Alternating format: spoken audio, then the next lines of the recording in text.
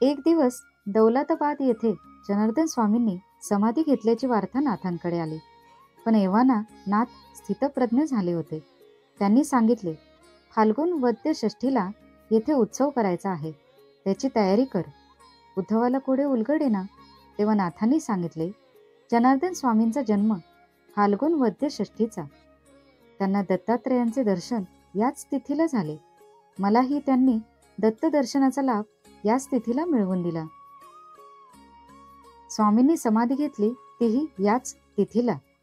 आता पुढेही अशीच महत्वाची घटना याच तिथीला घडेल, पण ती तुला नंतर कळेल.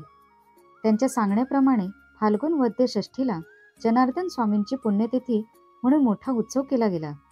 त्यासाठी उद्धवाने नाथांच्या नावे सावकाराकडून 700 रुपये कर्ज काढले. मुदत संपली. लोक जेवायचे थांबले होते. सावकार येऊन सांगू लागला, आधी माझे कर्ज फेडा. कर्ज न फेडता जेवाल तर पांडुरंगाची शपथ आहे. सगळे उपाशी राहिले. सावकार परत गेला.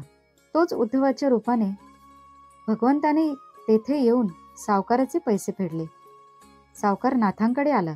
त्यांची क्षमा मागून म्हणाला, तुम्हाला उपास पडला त्याबद्दल क्षमा करा. नाथ म्हणाले, क्षमा कशाला मागता? आम्ही कर्ज फेडल्यावरच जेवू. सावकाराला काही समजेना. शेवटी नाथांना कळले की उद्धवाचे रूप घेऊन भगवंताने नाथांचे कर्ज फेडले होते. भावार्थ रामायण. नाथांचे पुराण ऐकायला तेजस्वी स्त्रीच्या रूपात गोदावरी नदी येत असे, अशी कथा आहे. म्हणून आजही पैठणला पुराण सांगताना गोदावरी नदीसाठी एक पाठ मांडून ठेवण्याची पद्धत आहे.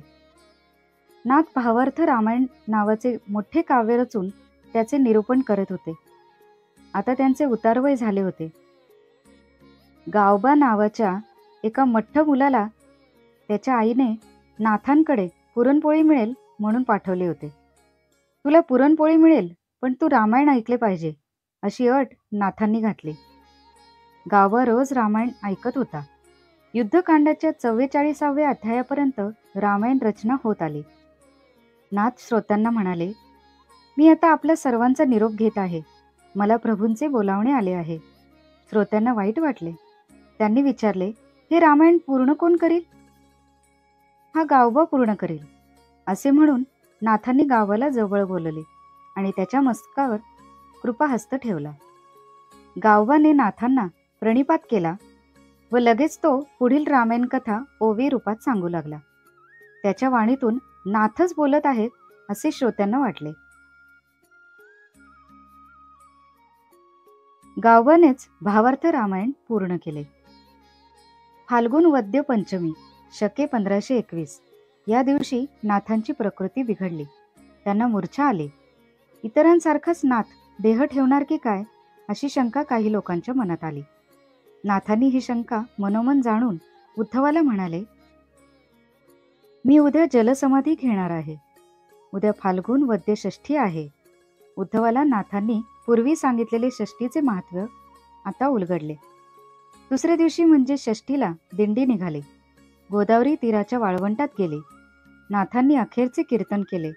लोकांनी विचारले, महाराज आपण परत केव्हा येणार?